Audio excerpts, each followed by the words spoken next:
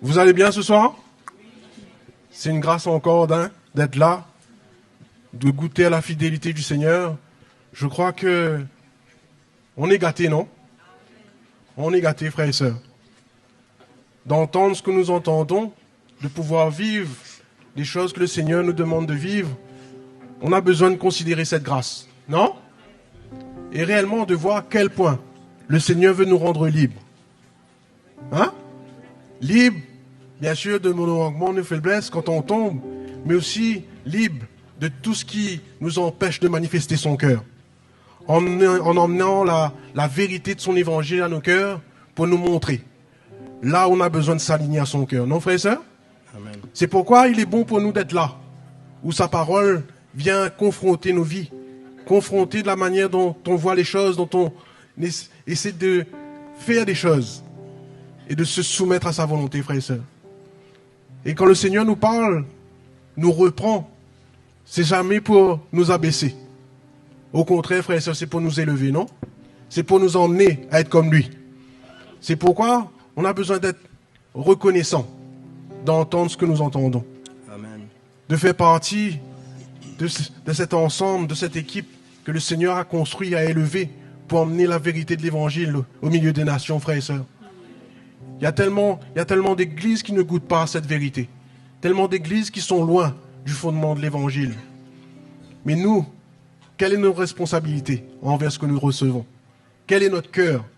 C'est pourquoi, quand on vient écouter encore ce soir, allons nous mettre devant le Seigneur. Seigneur, est-ce que je réponds? Est-ce que mon cœur se courbe? Est-ce que j'accepte cette vérité qui vient challenger ma vie? Et frères et sœurs, quand on marche dans cette attitude, quand on s'attend au Seigneur avec ce cœur, il est fidèle.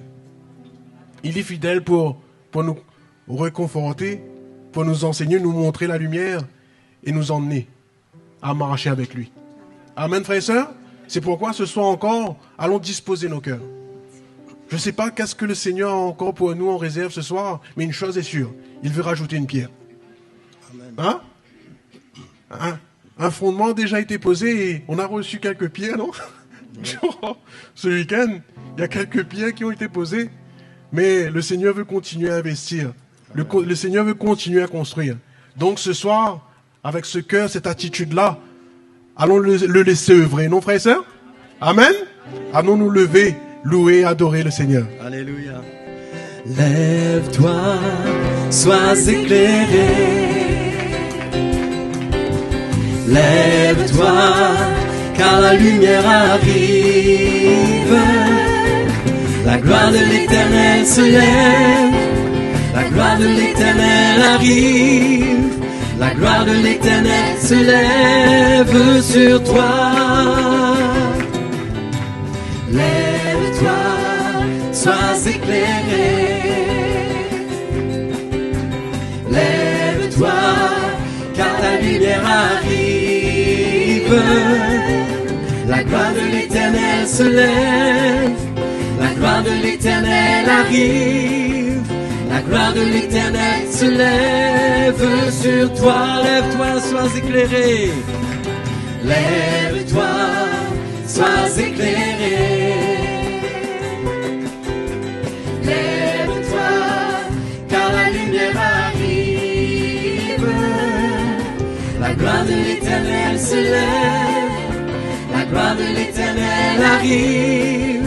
La gloire de l'Éternel se lève sur toi. La gloire de l'Éternel se lève. La gloire de l'Éternel se lève. La gloire de l'Éternel arrive. La gloire de l'Éternel se lève sur toi. La gloire de l'Éternel. La gloire de l'Éternel se lève. La gloire de l'Éternel arrive. La gloire de l'Éternel se lève. Je magnifie le Seigneur. Je magnifie le Seigneur. Et j'invoquerai son nom toute la journée. Je veux le louer, car il m'a délivré de mes ennemis. Je magnifie le Seigneur et j'invoquerai son nom toute la journée. Je veux le louer car il m'a délivré de mes ennemis. Je magnifie le Seigneur. Je magnifie le Seigneur et j'invoquerai son nom toute la journée. Je veux le louer car il m'a délivré de mes ennemis. Toute la journée, toute la journée, je veux le louer car il m'a délivré de mes ennemis. Car il m'a délivré de mes ennemis, m'a délivré. Car il m'a délivré de mes ennemis. Alléluia. Il est notre roi, alléluia. Alléluia, il est notre roi. Et nous voulons l'adorer, l'exalter de tout notre cœur. Roi des rois et Seigneur, Lion de Juda, parole de Dieu. Roi des rois et Seigneur, Lion de Juda, parole de Dieu. Et le voici, voici le roi de gloire qui vient juger le monde avec justice. Et le voici, voici le roi de gloire qui règne dans la justice. Roi des rois et Seigneur, Lion de Juda, parole de Dieu. Roi des rois et Seigneur, Lion de Juda, parole de Dieu. Et le voici, voici le roi de gloire qui vient juger le monde avec justice. Et le voici,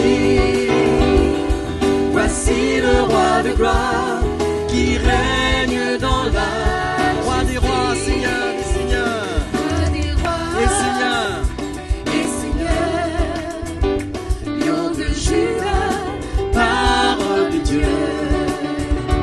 Roi des rois et Seigneur, Lion de Juda, parole de Dieu.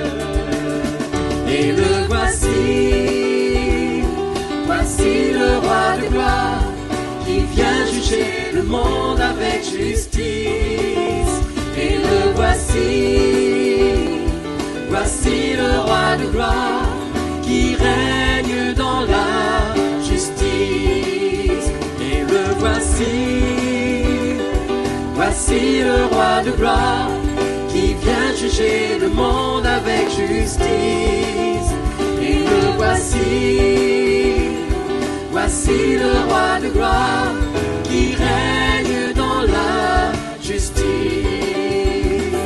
qui règne dans la justice, qui règne dans la justice.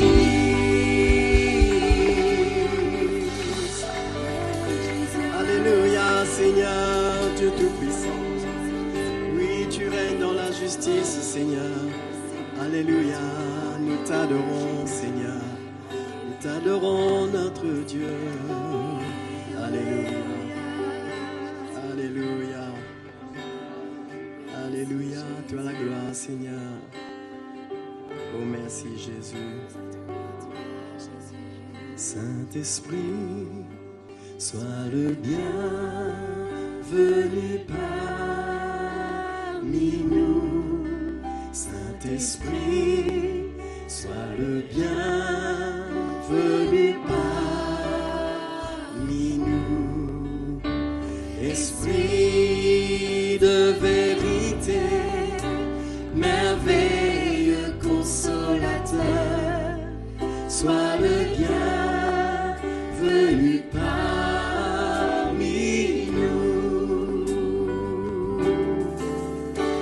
Saint-Esprit, sois le bienvenu dans nos cœurs.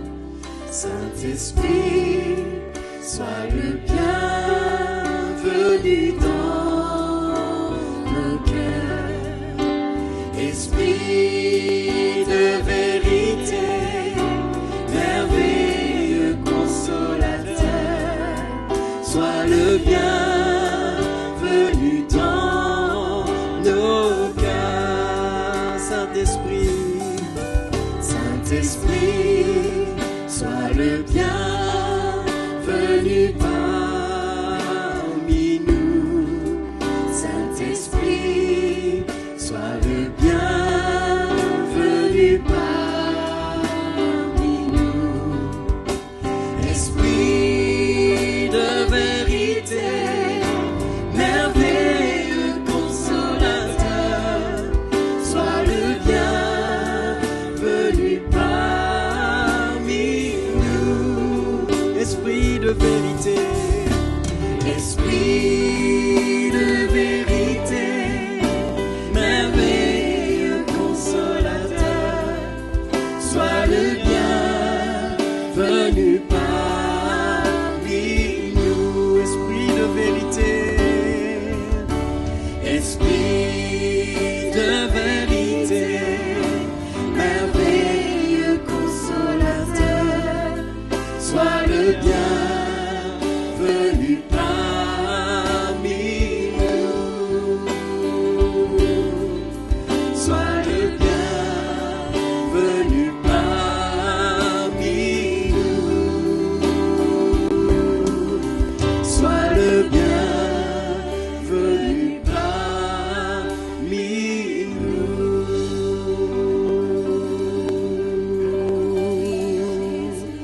Alléluia. Nous adorons Jésus ce soir. Adorons notre roi. Oui, par son esprit, adorons-le ce soir.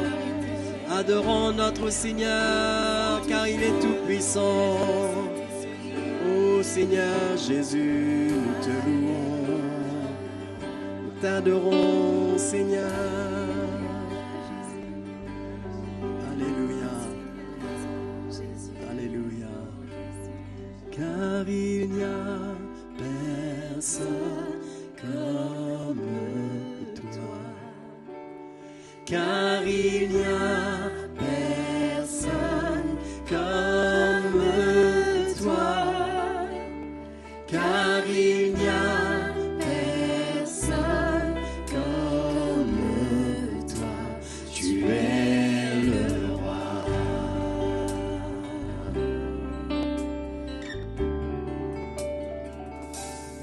Car il n'y a personne comme toi. Car il n'y a personne comme toi. Car il n'y a personne comme toi. Tu es le roi.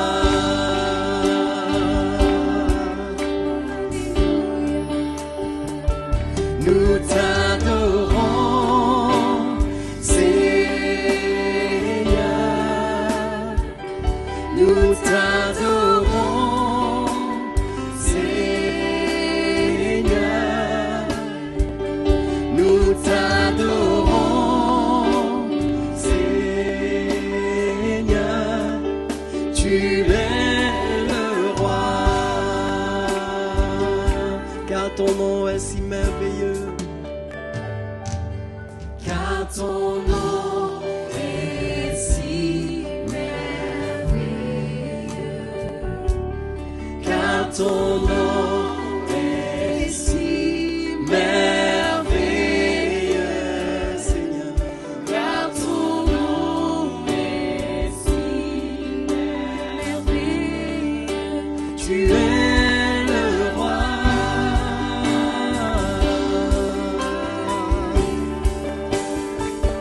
Nous t'adorons, Seigneur.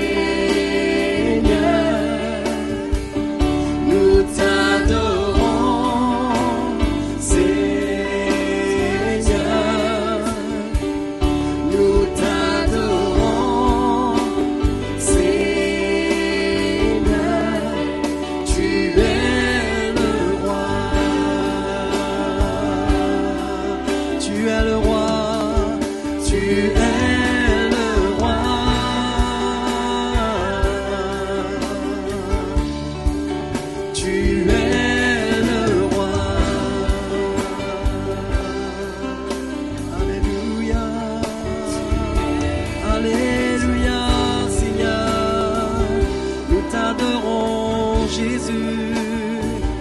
Nous t'adorons, notre roi, notre Dieu. Alléluia, car ton nom est si merveilleux, car il n'y a personne comme toi, Jésus. Personne ne peut changer nos vies, personne, Seigneur, ne peut emmener la lumière dans nos cœurs. Il n'y a que toi qui peux le faire, Seigneur. Peux nous délivrer des ténèbres, Seigneur Jésus. Oh Jésus, nous t'adorons, nous t'adorons. Oui, personne n'est comme toi, Seigneur Jésus. Alléluia, alléluia.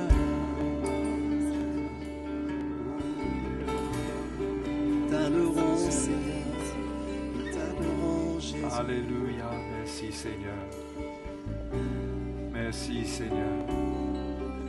Te remercions pour le temps que tu nous donnes de nous édifier, de nous fortifier dans notre foi, de nous préparer en vue des moments et des temps qui viennent. Seigneur, mais tu nous as affermis. Nos cœurs sont ouverts, nos oreilles sont ouvertes. Nous voulons entendre de toi. Oh, merci Seigneur de nous parler. Merci d'être à l'œuvre dans nos vies. Sois béni Seigneur pour ce que tu fais. Merci Seigneur. Merci Père. Merci. Au nom de Jésus, merci Seigneur. Amen. Bonsoir les frères et sœurs. Vous allez bien?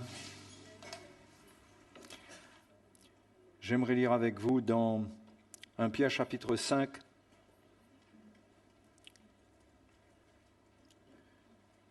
Et regardez un petit peu ce passage de Pierre. Et on le dit souvent, notre pire ennemi. Je veux saluer aussi tous les frères et sœurs qui nous suivent sur Internet, qui sont fidèles, et que le Seigneur vous bénisse, que ce moment de partage soit un moment d'éclairage pour vous. 1 Pierre chapitre 5, verset 5. De même, vous qui êtes jeunes, soyez soumis aux anciens. Avant d'aller plus loin, j'étais en train de vous dire que notre pire ennemi, c'est notre nature charnelle, c'est notre chair. C'est notre chair. Et notre pire ennemi, dans cet ennemi, c'est notre orgueil. L'orgueil, ça me fait peur. S'il y a une chose qui m'effraie, c'est l'orgueil. Parce que quand l'orgueil se lève dans le cœur d'un homme, c'est un véritable monstre qui est subtil, mais qui est puissant pour éloigner le cœur de l'homme de Dieu.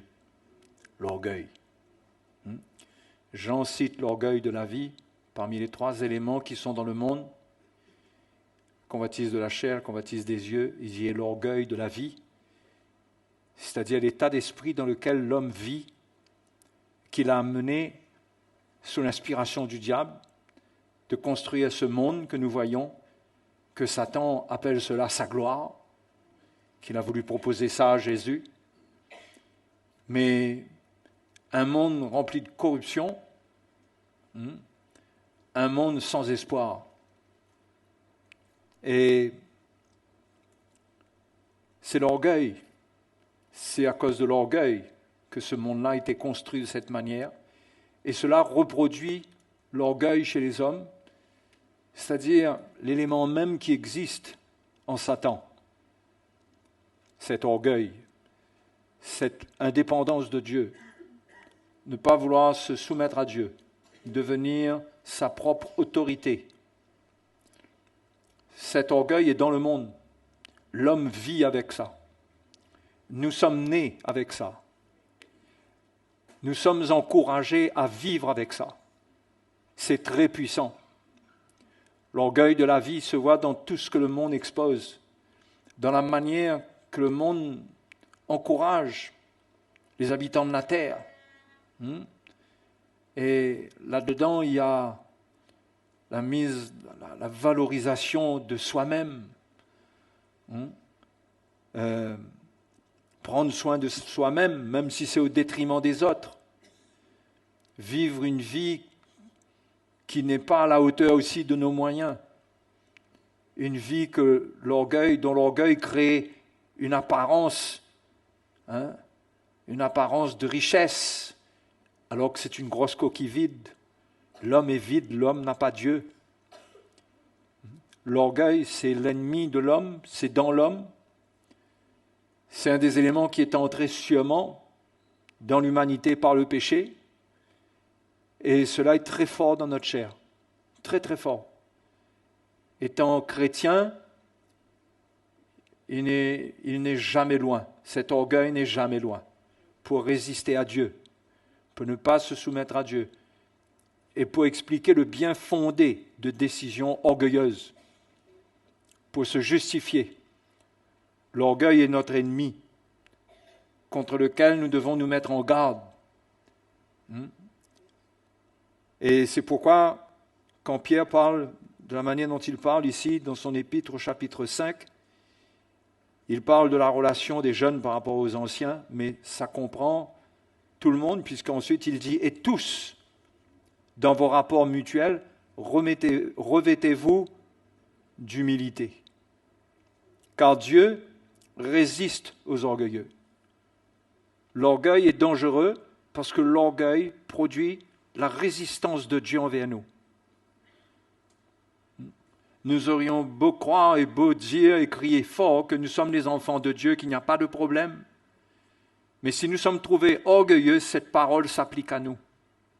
Dieu résiste aux orgueilleux. Mais il fait grâce aux humbles. Humiliez-vous donc sous la puissante main de Dieu, afin qu'il vous élève au temps convenable. Et déchargez-vous sur lui de tous vos soucis, car lui-même prend soin de vous. Le fruit de l'humilité, c'est la soumission. C'est un état de cœur où nous sommes soumis les uns aux autres, où nous ne nous protégeons pas derrière aucune position, rien de ce que nous sommes, mais nous avons un cœur qui est prêt à se soumettre, à entendre du Seigneur et à nous soumettre à lui, à ce qu'il veut, à ce qu'il veut pour nous. L'orgueil détruit ce que Dieu veut pour nous. Et l'humilité permet à Dieu de nous faire grâce pour les choses qu'il a pour nous, pour le plan qu'il a pour nous. Dieu doit nous faire grâce. Sans la grâce de Dieu, nous ne pouvons rien faire. Rien. Ni le ministère, ni prendre notre responsabilité dans la vie, dans notre maison, en tant que mari, femme, les jeunes, les enfants. Il faut cette humilité-là dans les rapports. Et non pas ce durcissement de cœur dans une position qui s'élève. C'est pourquoi l'orgueil aime le légalisme. L'orgueil se revêt de légalisme, aime la loi. Mais nous ne devons pas utiliser la loi pour nous justifier, mais avoir un cœur qui ne dépend d'aucune loi dans notre relation. Une humilité dans nos rapports mutuels, nous dit l'apôtre Pierre. C'est très important parce que le fruit de l'humilité, ce n'est pas une voix douce, ce n'est pas quelqu'un qui n'affiche pas trop de charisme, de caractère. Non, le fruit de l'humilité, quelqu'un peut avoir un tempérament qui paraît un peu, un tempérament bien trempé là, bien. Mais ce qui fait la marque et l'authenticité de l'humilité, c'est la soumission. C'est la soumission. C'est pourquoi nous pourrions nous tromper sur l'apparence. mais c'est la soumission qui est le fruit de l'humilité. L'orgueil produit la résistance. Et l'orgueil se cache souvent derrière une forme de sagesse, comme si que on ne sait jamais. On ne sait jamais. On doit se protéger. On ne peut pas donner une entière confiance. On ne peut pas. On doit être prudent. L'orgueil tient ce genre de langage-là. Et ça donne de bons prétextes, une bonne excuse pour ne pas se livrer à ce que Dieu a pour nous. Et ce que Dieu a pour nous, c'est une mort. Ce que Dieu demande de nous, c'est une mort. Parce que la soumission, c'est une attitude qui est le fruit de l'humilité et qui va produire l'obéissance. Et l'obéissance, c'est la soumission en action. C'est dans l'obéissance qu'il y a une mise à mort de notre vieil homme. C'est pourquoi Pierre montre l'importance de cette humilité et il montre le danger de l'orgueil et il nous dit de toujours nous humilier sous la puissante main de Dieu afin d'être toujours élevés quand le moment arrive. Dieu, nous sommes parfois abaissés, nous sommes parfois écrasés, que ce soit par la vie, par les autres. Il arrive, il y a des circonstances qui semblent ne nous être pas favorables, mais par l'humilité, Dieu nous élèvera au temps convenable. Pourquoi au temps convenable? Parce que cela veut dire que Dieu en contrôle notre vie. Il peut permettre parfois qu'on passe certains chemins, parce qu'il veut briser notre orgueil. Il veut le briser. Cet orgueil-là, ça amène l'homme à s'opposer à lui. Et le Seigneur veut briser cela. Et ensuite, Pierre dit, « Et déchargez-vous sur lui de tous vos soucis, car lui-même prend soin de vous. » Et là, on va voir qu'il y a un autre acteur qui entre en jeu. Parce que là, il a parlé de nous. Et là, il va parler du diable. Il dit, « Soyez sobres, veillez, votre adversaire, le diable, rôde comme un lion rugissant, cherchant qui il dévorera. » Donc là, on voit qu'il y a quelqu'un qui veille. C'est le destructeur. C'est celui qui veut nous détruire. Et la Bible le présente comme celui qui peut le faire. Qui peut le faire si nous ne sommes pas fermes dans la foi, si nous ne sommes pas dans la soumission et dans l'obéissance. Parce que la résistance que nous devons opposer au diable, c'est de nous soumettre à Dieu. Il dit, soyez sobres, veillez, votre adversaire le diable rôde comme un lion rugissant, cherchant qui il dévorera. Résistez-lui avec une foi ferme, sachant que les mêmes souffrances sont imposées à vos frères dans le monde. C'est-à-dire que ce n'est pas facile de toujours choisir ce que Dieu veut. Ce que Dieu veut. Quand Dieu nous résiste quelque part dans le sens qu'il ne veut pas qu'on aille dans un chemin, c'est très dur pour notre chair. Et c'est très dur pour nous, dans notre orgueil, d'accepter que nous avons tort, que nous avons mal vu. Mais si nous avons de l'humilité, nous allons accepter la volonté du Seigneur. Et cela nous protégera, et cela deviendra le moyen de résistance au diable. On ne résiste pas au diable simplement avec des paroles au nom de Jésus. C'est pas ce que la parole de Dieu nous enseigne ici. Le diable rôde comme un lion rugissant, cherchant qui il dévorera, qui il va dévorer. L'orgueilleux.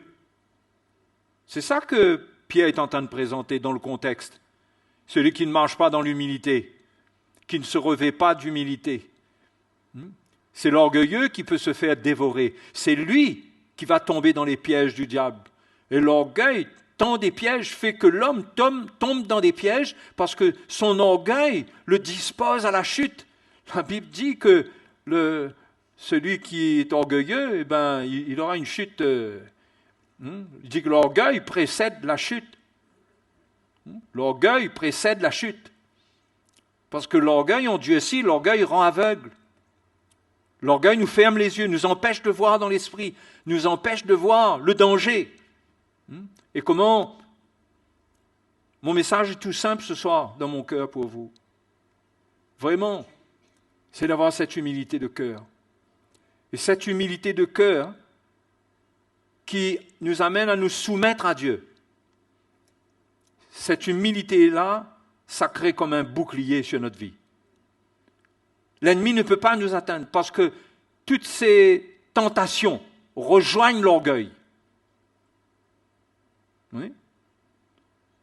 Toutes ces tentations rejoignent l'orgueil.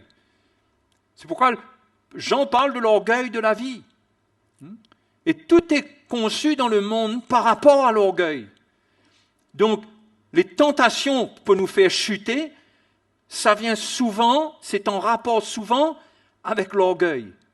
C'est-à-dire, s'il a trouvé une porte d'orgueil chez nous, il a trouvé le moyen de nous faire chuter. Nous, les chrétiens. Vous avez compris, non?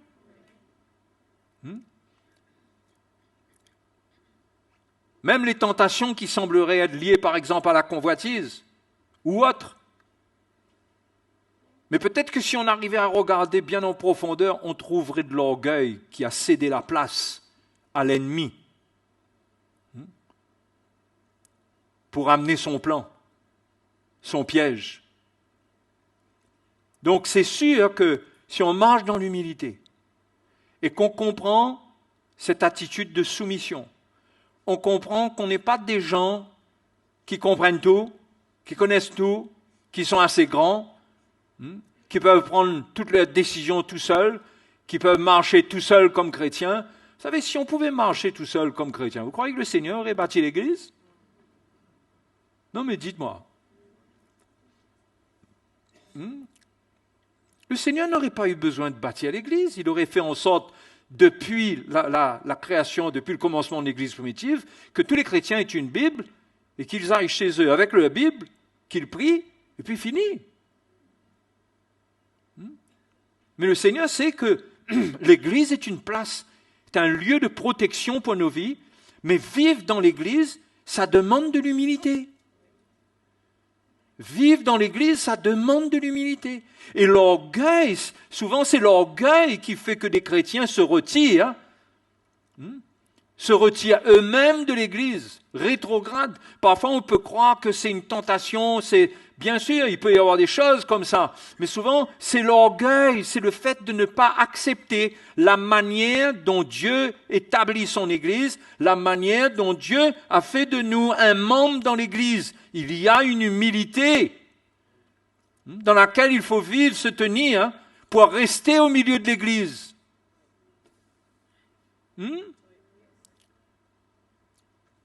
Parce que l'orgueil nous fait voir, nous rend autosuffisants. Rapidement. À cause de l'orgueil, on ne comprend pas notre fragilité.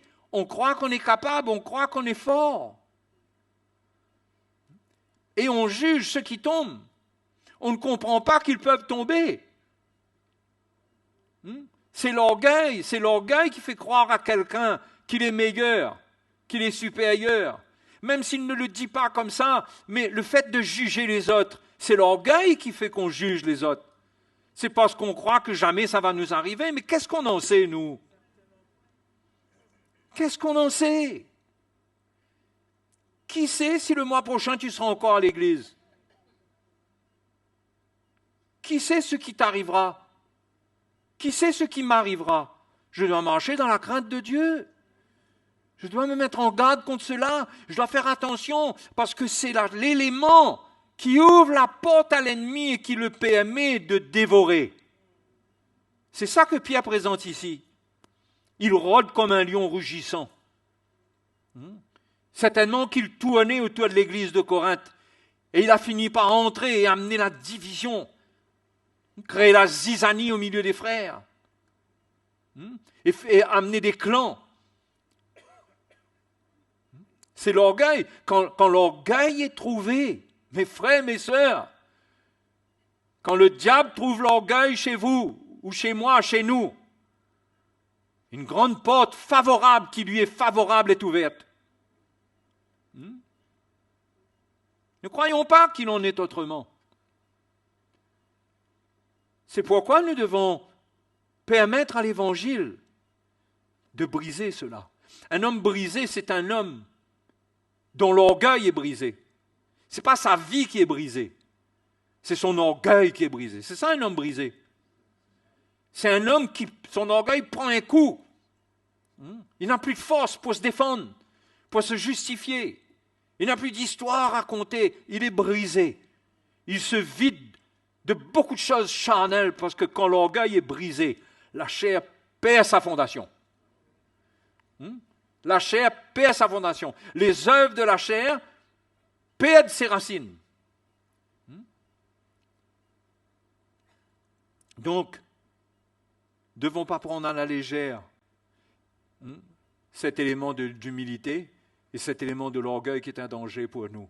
Lorsque nous résistons à la réprimande du Seigneur, lorsque nous résistons dans notre cœur à l'Évangile, lorsque nous sommes d'accord avec un bout, nous ne sommes pas d'accord avec l'autre, et que l'autre, comme le bout, les deux bouts, c'est la vérité, mais que quelque part, déjà, nous faisons notre tri. C'est de l'orgueil, parce que Dieu a totalement raison. Il n'y a pas de vérité partielle.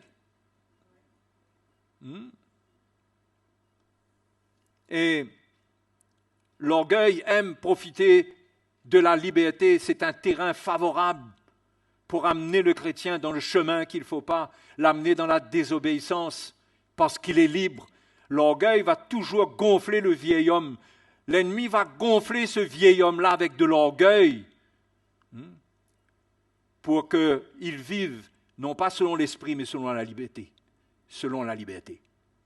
Dans la liberté. Et l'orgueil valorise la liberté et valorise l'homme. Comme quoi, il est capable, tu es capable, tu peux le faire. Tu peux y arriver, même si les autres ne comprennent pas, mais toi, le Seigneur a un plan pour toi, tu peux le faire. Et l'orgueil veut amener le chrétien à utiliser le nom de Jésus pour accomplir ce que l'homme, le vieil homme, veut. C'est au travers de l'orgueil que toutes ces choses se mettent en œuvre dans la vie du chrétien et le conduisent dans une voie de perdition, où il expérimentera la ruine. Mais le diable cherche cela. Vous savez, l'ennemi n'agit pas à partir du néant. Le diable agit à partir de l'existant. C'est pourquoi la mort du Seigneur est la totale victoire sur lui. Parce que dans la mort, il n'y a rien. Oh. Mais ce qui vit encore, qui est charnel, qui n'est pas bon, c'est de l'existant. L'ennemi peut travailler à partir de ça. Maintenant, bien sûr que nous ne sommes pas parfaits. Nous ne sommes pas parfaits d'un point de vue de la sanctification. Il y a des choses qui sont dans notre vie que ce n'est pas la vie du péché, mais c'est la vie de la chair. Il y a des choses dans lesquelles Dieu va travailler, va œuvrer. Mais mes frères et mes sœurs, vous voyez l'orgueil là? Ça, on ne peut pas se permettre de demeurer avec ça. De rester sur des positions d'orgueil, d'indépendance, d'autosuffisance. Parce que ça peut nous amener loin. Vous voyez, un péché, un chrétien qui est humble, s'il faillit, s'il chute, il se relèvera dans son humilité. Mais celui qui est orgueilleux, il ne se relève pas. Il se relève très difficilement. Et au fait, Dieu le résiste. Oui, Dieu va lui résister. On croit que c'est automatique parce que quelqu'un dit qu'il regrette, que le pardon est là. Mais le Seigneur veut trouver de l'humilité. Ce n'est pas des paroles. Vous savez que le Seigneur n'est pas impressionné par des paroles. Mais il y a un état de cœur, quand il y a cette humilité, quand c'est vrai. Quand il y a cette humilité dans le cœur du chrétien et qu'il faillit, il va se repentir, il va se relever. Mais l'orgueilleux, ça va être difficile pour lui de reconnaître. Il va toujours trouver une manière pour expliquer pourquoi. Il va mettre la faute sur les autres. Il va toujours essayer de montrer qu'il est innocent. Ça, c'est l'orgueilleux. Cet orgueilleux-là, cet orgueil-là dans ta vie, dans ma vie, ça ne peut que nous perdre. Parce que Dieu ne marche pas avec ça. Amen.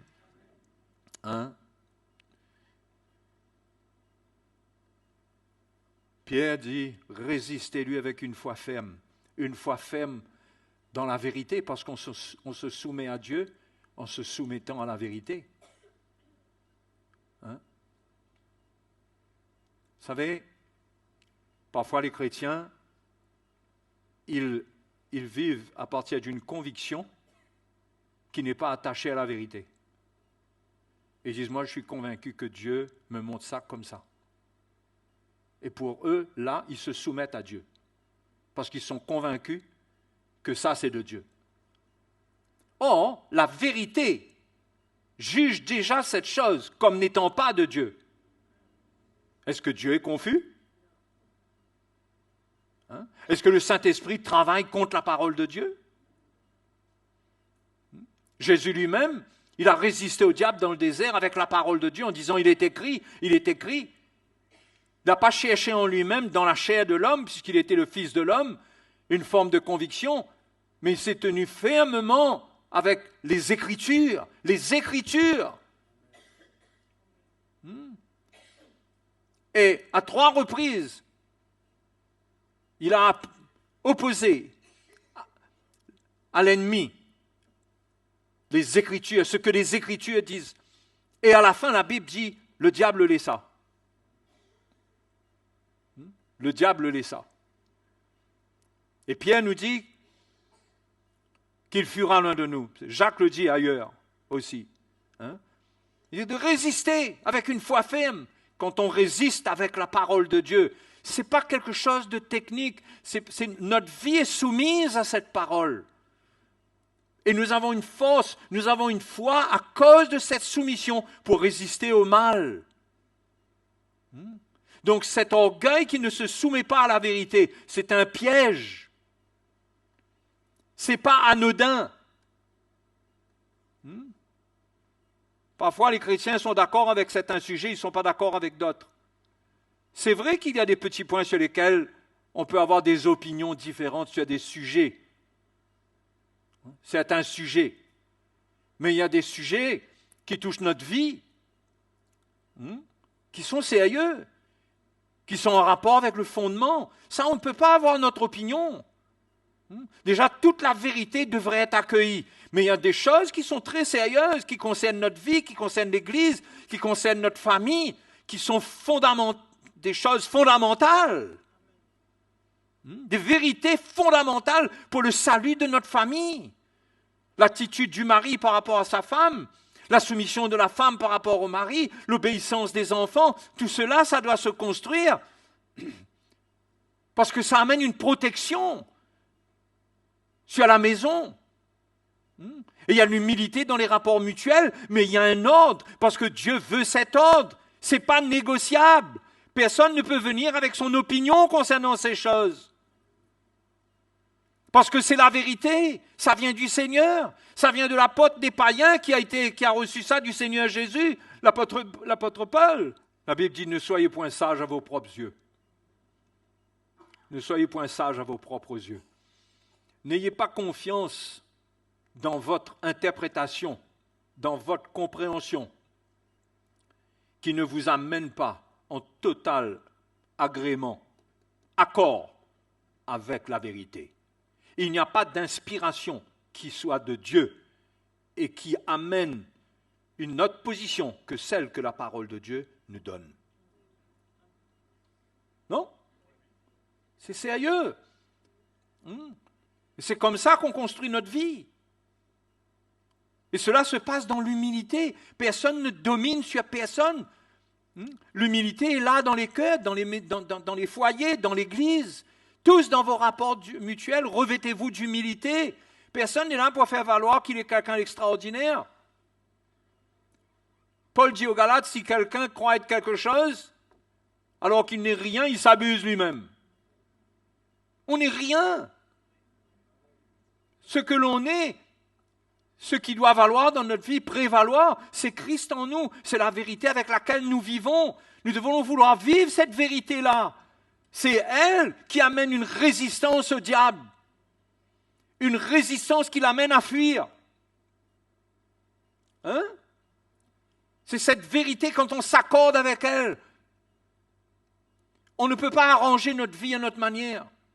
Si on le fait, La Bible dit, nous avertit, le diable rôde comme un lion rugissant, cherchant qui il dévorera. Hein? Où est l'orgueilleux là? Hein? Et comme un lion rugissant, vous savez, dans le rugissement du lion, vous pouvez ressentir son orgueil. Hein? Le lion fait peur.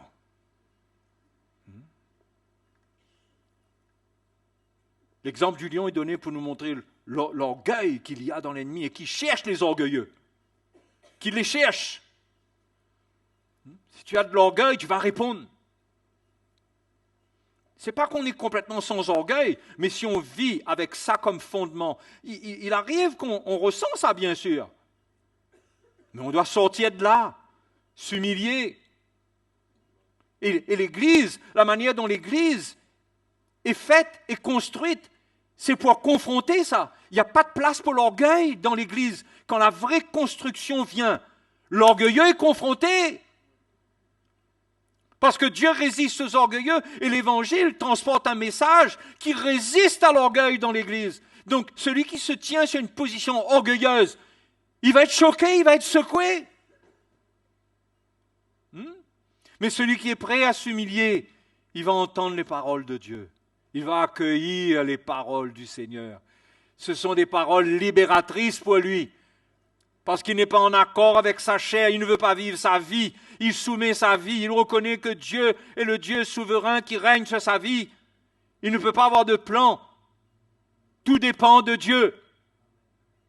Et c'est sa vie, c'est son attitude, c'est sa recherche, et c'est comme ça qu'il plaît à Dieu. C'est pourquoi, sans la foi, la Bible nous dit qu'il est impossible de lui être agréable. Parce que la foi, ça produit une recherche de Dieu pour lui plaire. On croit en Dieu pour soumettre notre vie à Dieu. La preuve que l'on reconnaît Dieu comme étant Dieu, c'est qu'on se soumet à lui. Si nous ne nous soumettons pas à celui que nous reconnaissons comme Dieu, il n'est pas Dieu pour nous. C'est un mensonge. S'il est Dieu, on lui doit l'obéissance et la soumission. Hein? On lui doit l'obéissance et la soumission.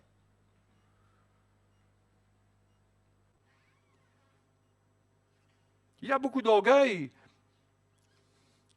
dans les fausses doctrines, dans la manifestation des fausses doctrines, de drôles d'esprit dans l'Église, les serviteurs de Dieu même, dans la manière qu'ils parlent au peuple de Dieu. Parfois, il y a une telle mondanité, l'orgueil de la vie est dans l'Église, il n'y a pas de simplicité dans la manière dont on s'habille, dans la manière dont on marche, dans la manière dont on respire, dans la manière qu'on dit Alléluia. Il peut y avoir de l'orgueil dans tout ça. Hein? Mais quand il y a l'esprit de l'Évangile, quand l'Évangile travaille notre vie, ça nous dépouille. Et qu'est-ce que ça laisse en place? Une humilité, une simplicité. On n'a plus envie de paraître, on n'a plus envie d'être ce que l'on n'est pas appelé à être. On n'aspire pas à ce qui est élevé. On veut le plan de Dieu pour notre vie. On aspire à servir, on veut faire du bien.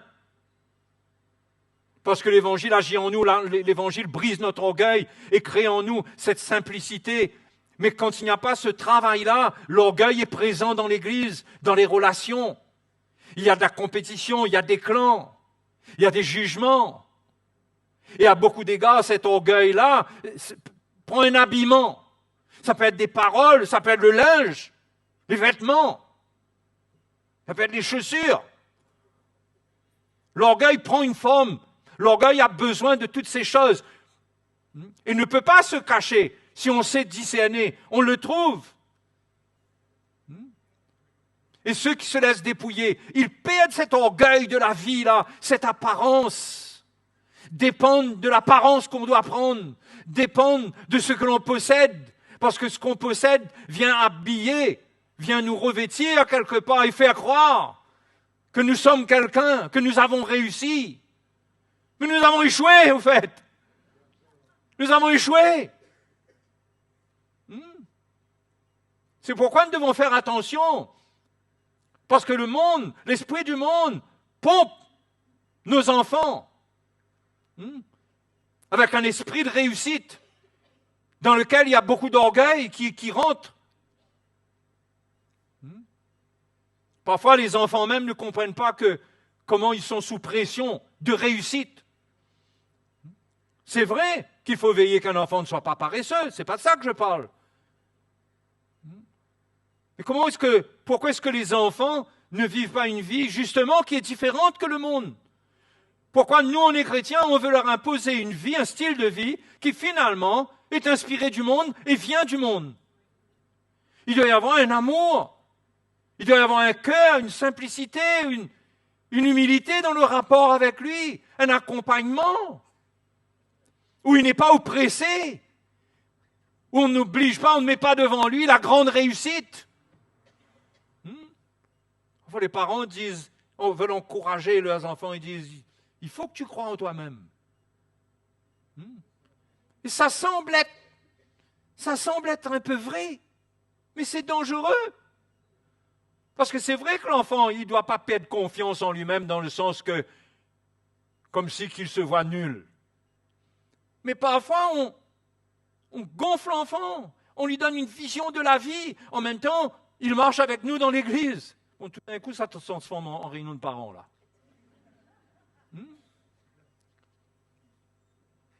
On lui insuffle un autre esprit que l'esprit que nous cherchons à vivre dans l'église.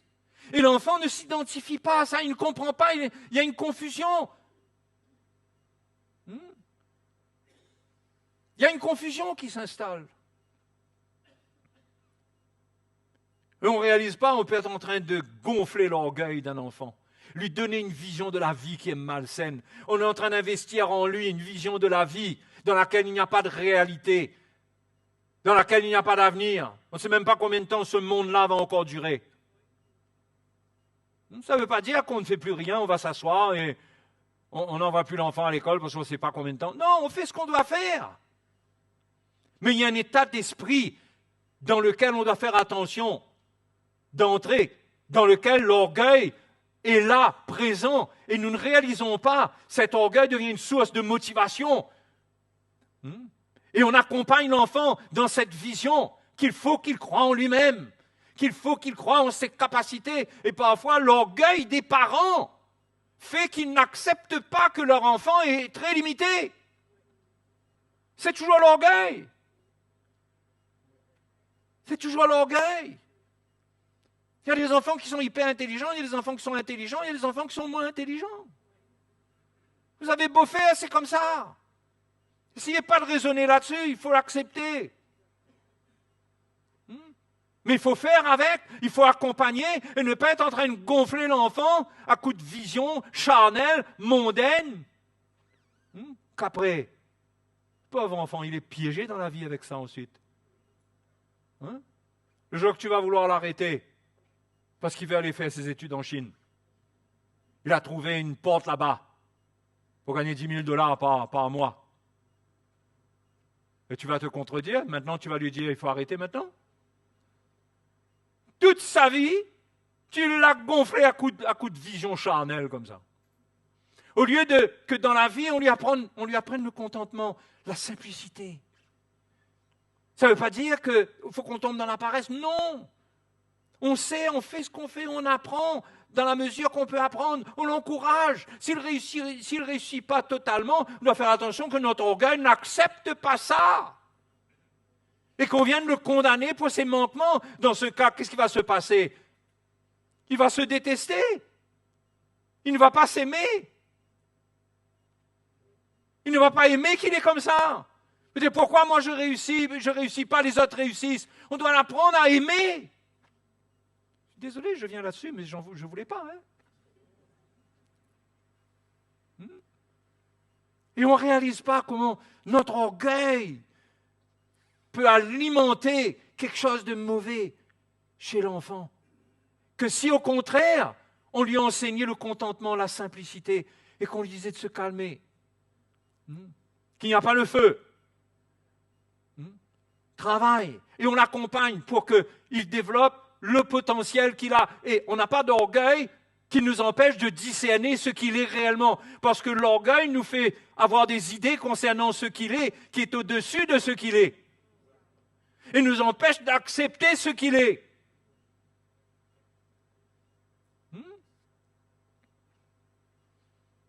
L'orgueil fait des dégâts, mes frères et mes sœurs, dans notre maison, dans notre foyer,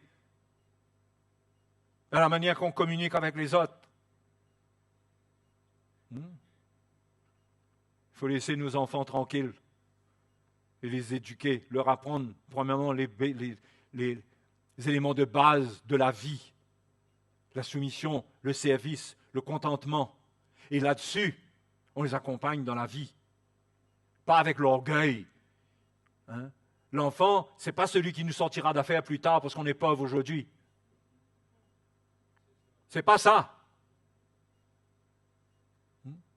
Mais que les enfants soient heureux. Et si on les retient sous ce fardeau-là, ils vont être heureux parce qu'eux, ils n'ont pas de problème. Eux, ils deviennent ce qu'on investit en eux.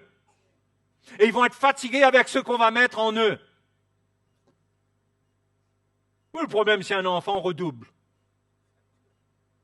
S'il n'a pas réussi une année, c'est quoi le problème? Il faut qu'il soit condamné? Il faut qu'il se sente nul? Il faut qu'on le compare au résultat de sa sœur? Qu'on dise, regarde ta sœur, regarde ton frère, comment il a réussi, et toi? Vous savez, ces choses-là sont là, et on croit que ce sont des choses normales, c'est la vie. C'est la vie. Mais l'Évangile doit animer notre vie. L'Évangile doit animer toute notre vie. Toute notre vie. Il n'y a pas deux vies. Ça doit prendre notre cœur. Ça doit créer en nous un cœur humble, simple, qui valorise ce qui plaît à Dieu, ce qui est agréable à Dieu, mais qui montre à l'enfant, aux enfants, aux jeunes, qu'on accepte leur manquement, qu'on accepte, qu'on est intéressé à les aider. Mais attention, mes frères et mes sœurs, attention, tous ceux qui ont des enfants aujourd'hui. Comment vous voyez vos enfants? Comment vous les regardez?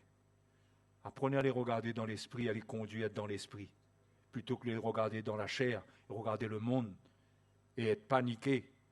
Vous savez, dans les temps qui viennent, là, il n'y aura rien qui va nous protéger. Laissez-moi vous dire, c'est le Seigneur qui va nous garder. Croyez-moi, l'avenir de nos enfants, ce n'est pas les diplômes qui vont créer ça. Même maintenant qu'ils aient les diplômes, s'ils peuvent avoir des diplômes, parce que ça va leur servir, bien sûr. Je ne suis pas en train de parler contre les diplômes. Si quelqu'un est appelé à être médecin, qu'il soit médecin, ça va aider. En France, on parle de désert médical, ça va aider. Mais on ne donne pas aux enfants des visions charnelles. Donc, voyez comment l'orgueil peut venir. Et l'orgueil se manifeste beaucoup par les flatteries. On flatte. Il ne faut pas confondre encouragement et flatterie. Il faut rester dans la vérité. On n'est pas là pour tomber d'accord avec personne, pour encourager personne dans la chair. Au contraire, on est prêt, dans l'Évangile, prendre notre responsabilité, reprendre, parler. On ne flatte pas. Bon, ça c'est en passant. Est-ce que vous voyez comment l'orgueil est dangereux?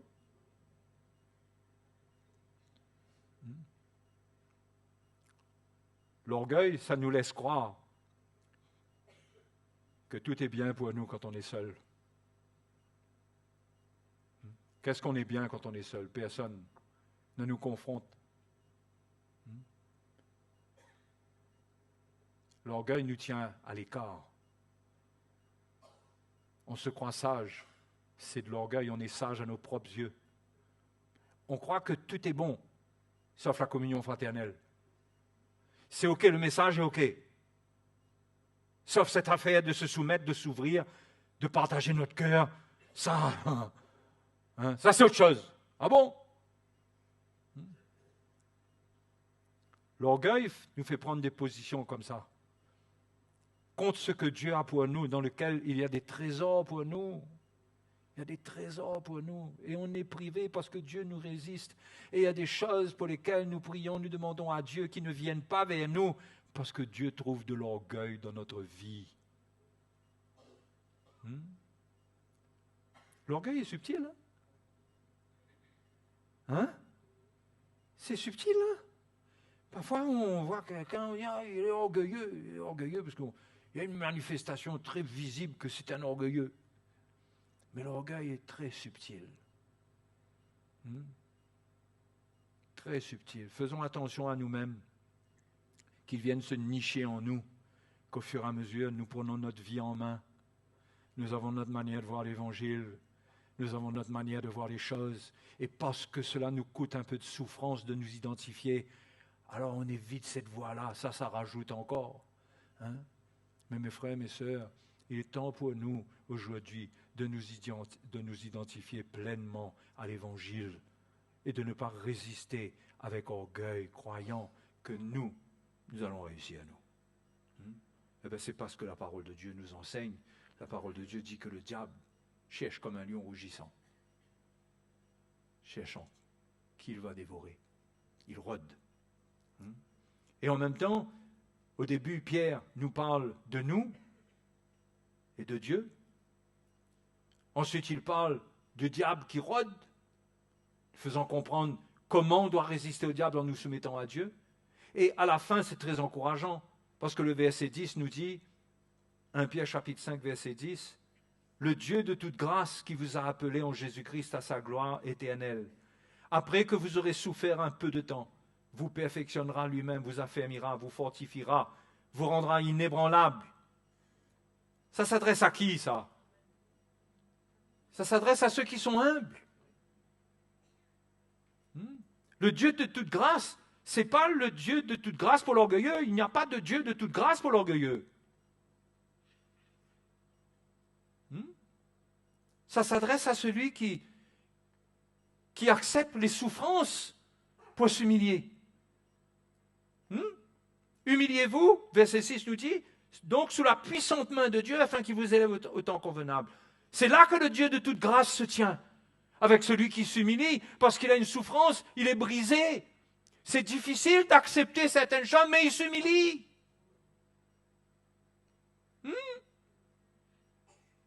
Et il y a une souffrance. Et qu'est-ce que Dieu promet quand il y a cette souffrance dans l'humilité?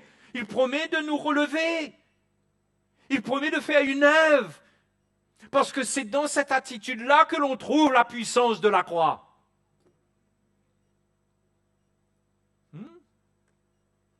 Après que vous aurez souffert un peu de temps, souffrir quoi? Qu'est-ce que vous aurez souffert un peu de temps? Vous aurez souffert cette attitude que vous aurez prise. Une attitude qui est contre la chair, qui vous humilie, mais vous choisissez de vous identifier au Seigneur.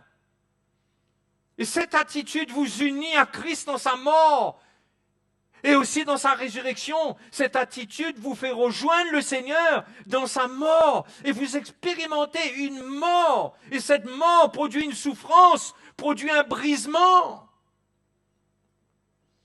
Et ce brisement produit un fruit.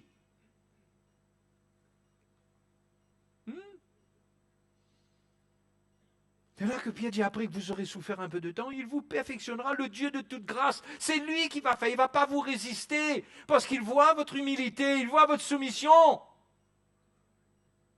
Et les jeunes doivent bien enregistrer que dans ce passage, il dit que les jeunes gens doivent se soumettre aux anciens. Enregistré au passage. C'est important. C'est là pour tout le monde, mais l'accent est mis sur les jeunes. Mais par contre, il étend cela à tout le monde en disant « Et tous dans vos rapports mutuels, revêtez-vous d'humilité. » Donc, mes frères et mes sœurs, on doit se poser la question, qu'est-ce que notre vie reflète? Qu'est-ce que le diable trouve quand il pointe son nez pour sentir un peu ce qu'il y a dans notre vie? Qu'est-ce qu'il trouve? Il trouve de l'humilité, quelqu'un qui est brisé, quelqu'un qui ne fait pas confiance en sa chair, ou quelqu'un qui est fort par lui-même. Hein? C'est sûr que ça produit de la souffrance de s'identifier au Seigneur, de s'humilier, de prendre notre croix. Hein? De prendre notre croix. Pierre dit que certaines femmes, s'étant soumises à leur mari, ont sauvé leur mari sans parole. Tellement cette souffrance a produit un fruit, c'était fort, ça a gagné le mari. Ah, mais il faut passer par là. C'est pareil pour les esclaves dont les maîtres étaient d'un caractère difficile. Paul dit qu'il faut, il faut leur obéir, il faut obéir à ces hommes. Ils ont un caractère difficile. Et ce n'est pas pour ça qu'il ne faut pas obéir. Hein?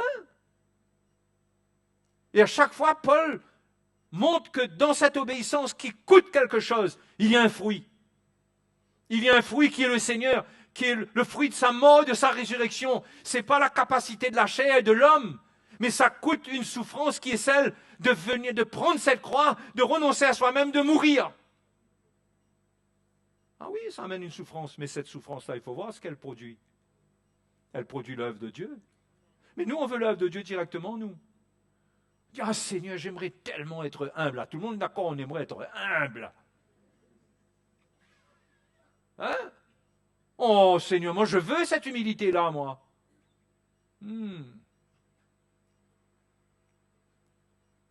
Jésus lui-même, la Bible nous dit qu'il s'est humilié.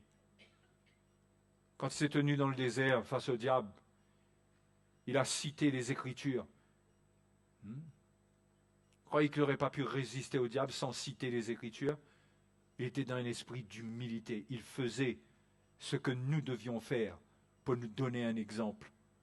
Il citait les Écritures. Il se tenait avec la parole de Dieu. La Bible nous dit qu'il est devenu obéissant même jusqu'à la mort.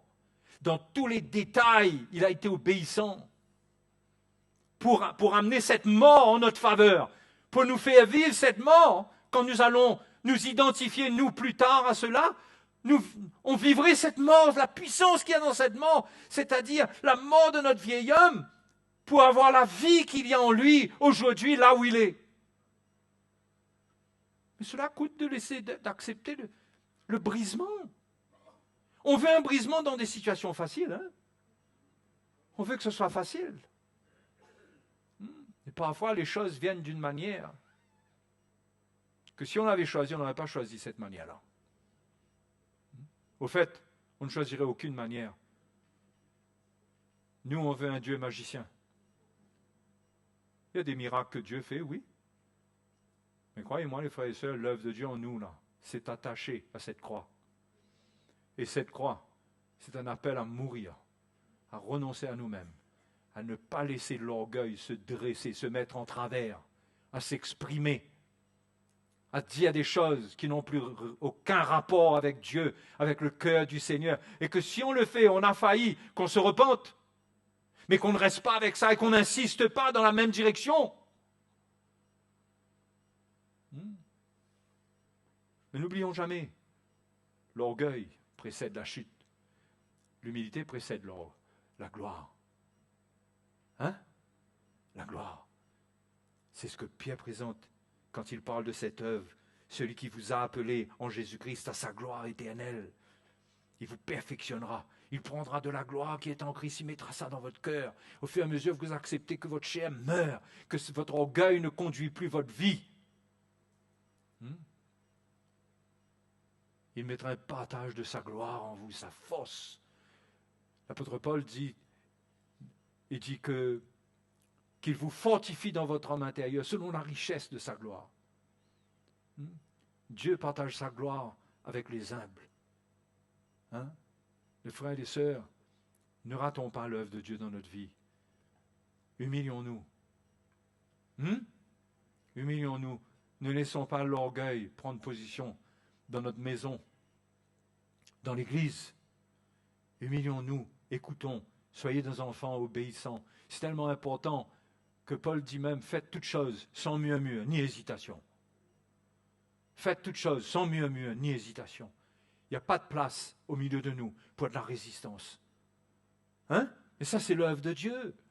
Ça, c'est l'œuvre de Dieu. Et quand on accepte cela, c'est là qu'on fait mourir notre orgueil. Notre orgueil prend un coup, mais on le fait mourir. On le crucifie. C'est ça la vie du vieil homme, le vieil homme. Le vieil homme, c'est son orgueil, c'est cet homme adamique qui vit par lui-même, qui n'a pas besoin de Dieu, qui construit sa vie à sa manière. On crucifie ce vieil homme. On veut la vie que Dieu a pour nous. Et il faut cette crucifixion, ce n'est pas une théorie. Ce n'est pas rester dans le baptême, ça. On était baptisés, on a vécu une crucifixion avec lui, une mort avec lui. Non, c'est une œuvre qui doit se passer en nous.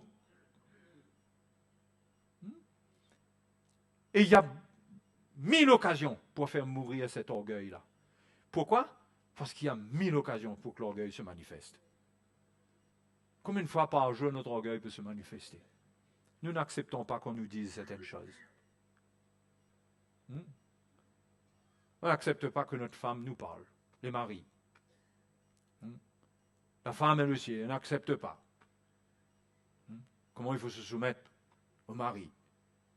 Moi, je n'arrive pas à me soumettre à un homme pareil. Ouais. Ça paraît comme si qu'il faudrait organiser une haie d'honneur avec des applaudissements. Parce qu'on comprend, tu es victime. Mais non, le Seigneur n'applaudit pas ça, lui.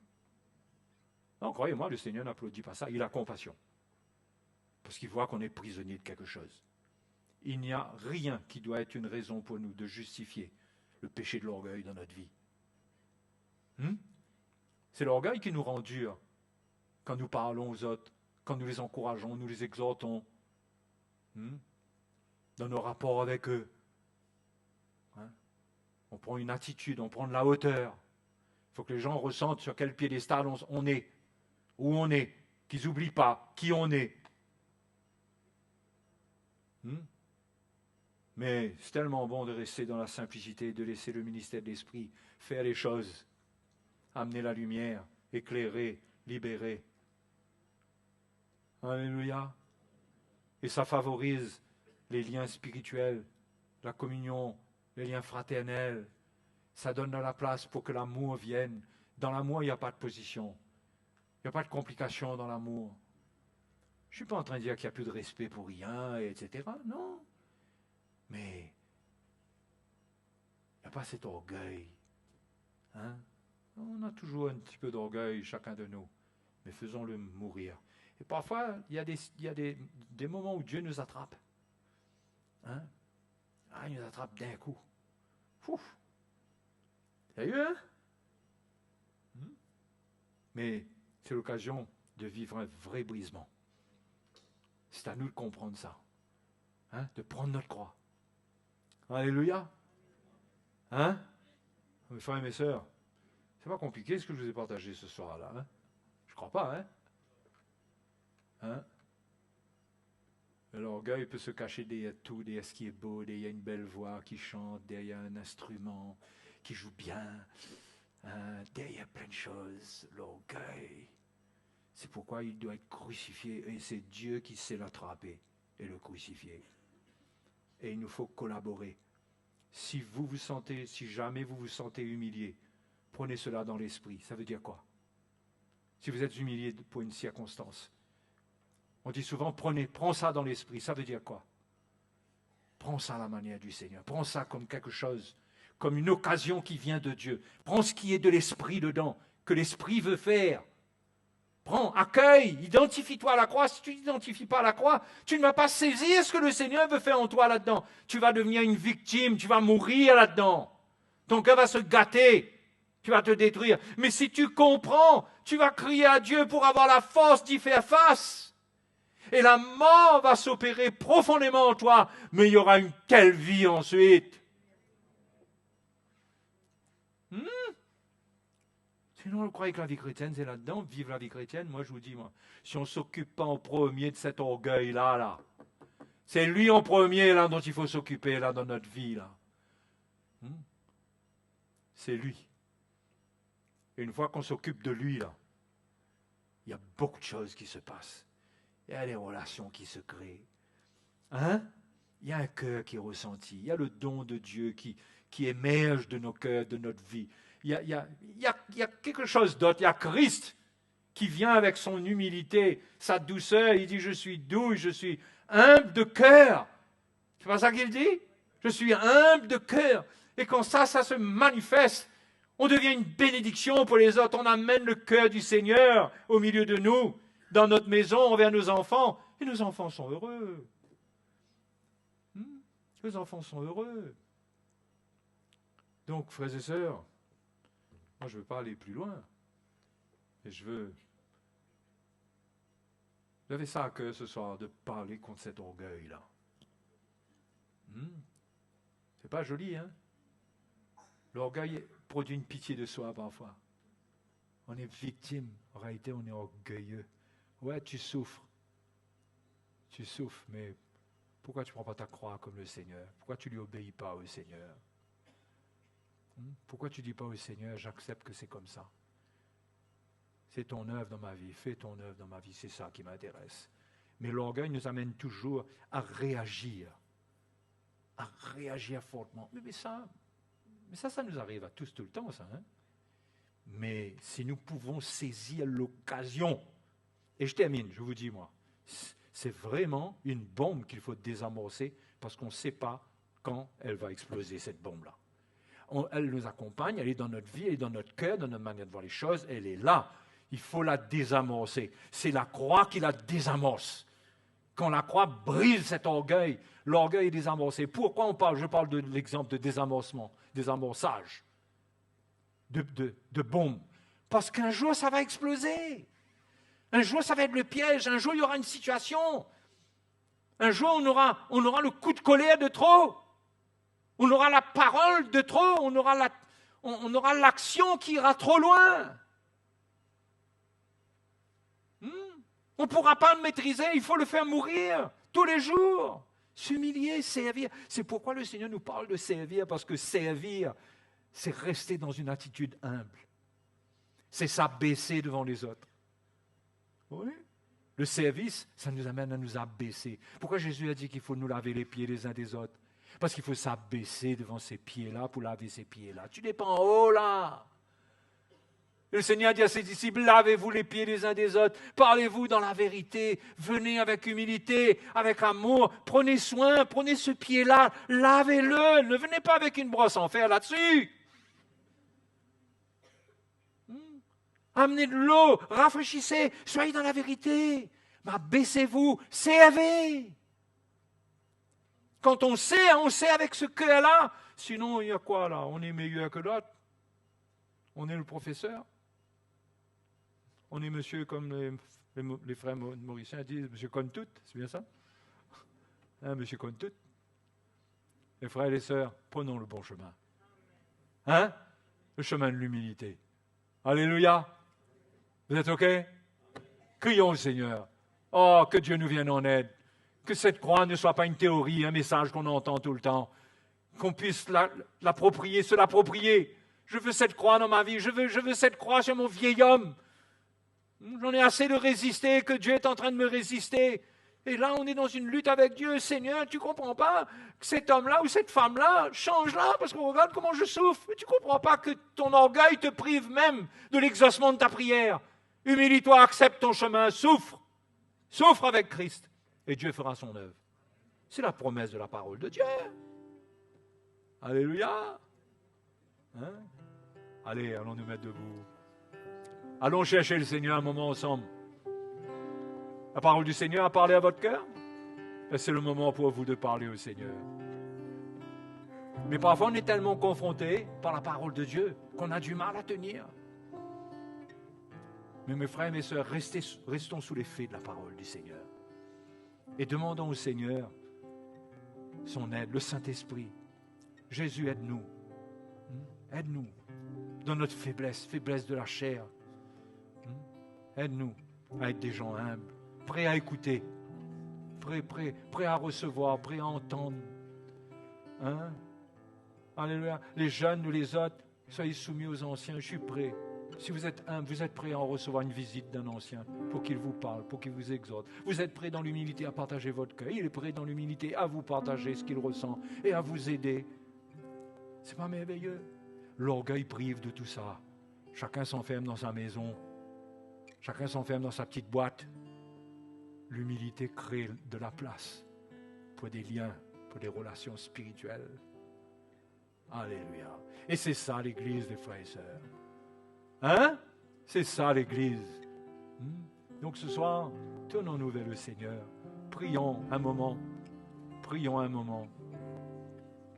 Alléluia. Seigneur, tu connais notre orgueil. Tu connais l'orgueil qu'il y a en nous. Tu vois la manifestation de cet orgueil chaque jour. Mais nous ne voulons pas vivre comme ça. Nous voulons vivre avec ton cœur, avec ton humilité. Et nous te prions ce soir. Alléluia. Seigneur, accomplis ton œuvre en nous. Alléluia. Oui, que la parole de Dieu soit révélée. Et que le Saint-Esprit nous soutienne dans cette identification pour que nous arrivions à faire mourir toute expression d'orgueil dans notre vie qui nous prive de ta grâce. Seigneur, qui prive notre foyer de ta grâce, l'Église de ta grâce. Seigneur, nous prions pour nous-mêmes, pour chacun de nous. Rends-nous capables. Rends-nous capables. Oui, Seigneur, investis ta parole dans nos cœurs, que la vérité pénètre au fond de nous. Oh, que cela, même si cela nous fait mal, mais que cela nous éclaire, que cela nous amène à la repentance, que cela nous amène à nous renoncer à nous-mêmes et à prendre le chemin qui mène à la vie. Oh, merci Seigneur. Merci Seigneur. Tu es bon Seigneur. Tu nous fais grâce. Jésus nous fait grâce. Il nous a acceptés comme nous sommes. Mais son royaume est un royaume d'humilité. C'est un royaume où règne la douceur, l'amour, l'humilité et tout ce qu'on amène en dehors de cela. Ce n'est pas de lui. Jacques dit que la sagesse d'en haut, elle est pleine de douceur, elle est exempte de duplicité, elle est pour la paix, elle est conciliante. Ça, c'est la sagesse d'en haut. La sagesse d'en bas, elle est diabolique, terrestre, charnelle. Seigneur, aide-nous ce soir. Si quelqu'un est là et qu'il est confronté et qu'il réalise qu'il a raté, mais tu n'es pas là pour le condamner, Seigneur. Tu n'es là pour condamner personne, mais tu es là pour relever ton peuple, pour éclairer ton peuple. Parce que, Seigneur, d'une manière ou d'une autre, nous t'aimons. Malgré les choses qui sont en nous, qui peuvent contredire cela, mais nous reconnaissons notre état. Mais le fond de notre cœur, c'est que nous t'aimons. Nous avons cru en toi. Nous croyons en toi. Et je prie pour ton Église, pour ton peuple. Je prie pour tous ceux qui nous suivent en ligne, qui vont entendre ce message. Je prie, alors que leur cœur s'ouvre à ta parole, qu'il y ait quelque chose de nouveau qui vienne. Un nouveau désir de l'esprit de s'humilier, de prendre le chemin du serviteur et de la servante, de ne pas résister à l'appel de s'abaisser. Seigneur, que ton esprit fasse pénétrer cette vérité dans le cœur de nous tous. Que cela nous anime à tous les niveaux. Merci Seigneur. Merci Seigneur. Alléluia, merci Seigneur. Le Seigneur est fidèle. Le Seigneur est fidèle. Le Seigneur est là pour nous. Il est là pour nous. Alléluia. Oh, merci Seigneur. Oh, gloire à toi Jésus. Oh, merci Seigneur. Merci Seigneur. Merci Seigneur. Oh, alléluia. Alléluia. Alléluia. Oh, alléluia. Pendant combien de temps j'ai parlé à ton cœur, mais ton cœur ne veut pas entendre. Tu détournes ton oreille lorsque ma vérité vient vers toi. Tu as des paroles pour dire que tu m'aimes, que tu aimes l'Évangile, mais je veux voir la sincérité de ton amour par l'obéissance à ma vérité. Et pendant longtemps et depuis longtemps, je te parle. Je veux gagner ton cœur pour moi. Je ne veux pas te laisser dans un chemin qui te conduit à ta perte. Je veux te bénir, je veux prendre soin de toi. Je ne peux te protéger dans les conditions que tu revendiques. Je ne peux t'accompagner sur un autre fondement que sur celui que j'ai posé. C'est pourquoi humilie-toi et comprends ma parole. Comprends ce que je te dis, parce que c'est pour ton bien. Peut-être que les circonstances se sembleront défavorables, mais en réalité, elles sont dans ma main pour changer ta vie. Alors ne résiste plus, accepte, crois en moi, crois en moi. Ne t'attends pas qu'à des bénédictions, ne t'attends pas seulement à ce que je te donne à manger, que je prenne soin de toi dans les choses terrestres. Attends-toi à mon œuvre dans ta vie. Attends-toi en t'identifiant à ma parole. Prends ta croix, suis-moi, et je te changerai. Je ferai de toi quelqu'un d'autre. Je te transformerai. Tu n'auras pas le même parfum. Tu ne transporteras pas le même esprit. Tu seras une source de bénédiction pour ceux qui t'entourent. Ne résiste pas. Quand en résistant, tu t'endurcis, tu te rends toi-même malade, tu ne seras pas bien. Et ta fin sera triste. Mais obéis à ma parole, obéis à ma voix. Alléluia. Merci Seigneur. Merci Seigneur. Oh, alléluia. Jésus, Jésus.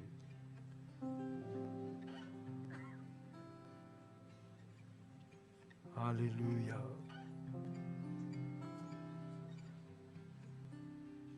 Nous sommes là pour nous humilier pendant que nous l'adorons. Nous l'adorons, nous le reconnaissons comme le Dieu souverain, celui qui peut tout, celui qui doit faire toute sa volonté, qu'il accomplisse toute sa volonté dans notre vie. Alléluia. Alléluia. Merci Seigneur. Merci Seigneur. Oh Jésus notre Seigneur. Alléluia. Dans ta présence, je viens. Là devant toi, je me tiens. Mes mains levées, mon cœur brisé, devant ton trône pour t'adorer. Quand par ta grâce, je me souviens de ton amour, de ta bonté. Mon cœur ne peut plus résister et je m'abandonne.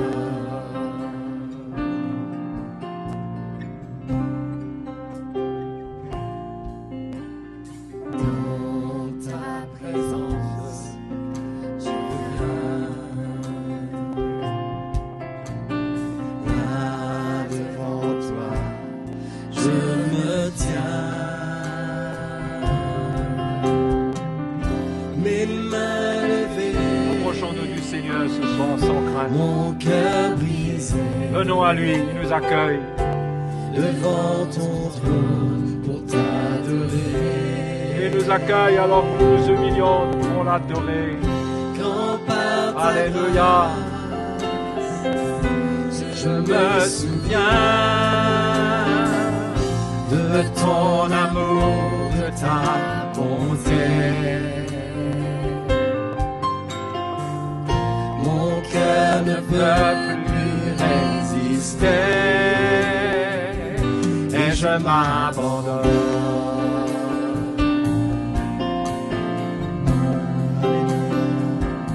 Et je m'abandonne.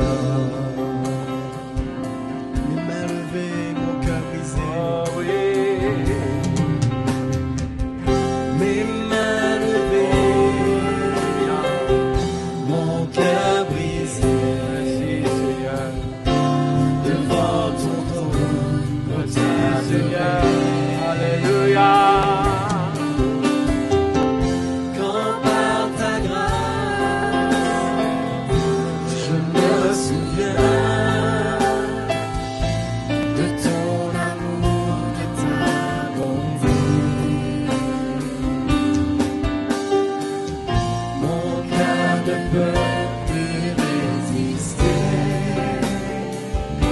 et je m'abandonne.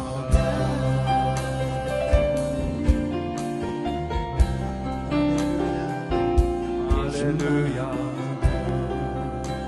Merci Seigneur. Merci Seigneur. Alléluia. Alléluia. Oh, nous te louons pour ta fidélité. Malgré tout ce que nous sommes, tu es un Dieu patient. Tu es bon envers nous. Tu es fidèle à ton alliance. Tu nous as rachetés, tu nous as justifiés. Tu ne peux te renier toi-même. Mais Seigneur, tel amour qui a été manifesté envers nous. Nous ne voulons pas résister à ta volonté. Nous voulons nous soumettre. Mais nous avons besoin de ta grâce. Merci pour ton Saint-Esprit qui vit en nous, qui nous montre cette vérité. Merci Seigneur.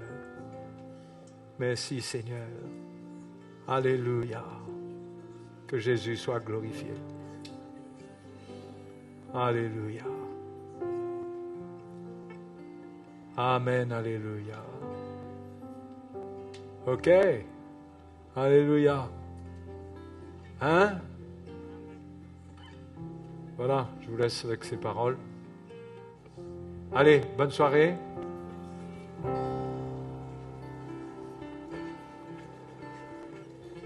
Mes mains levées,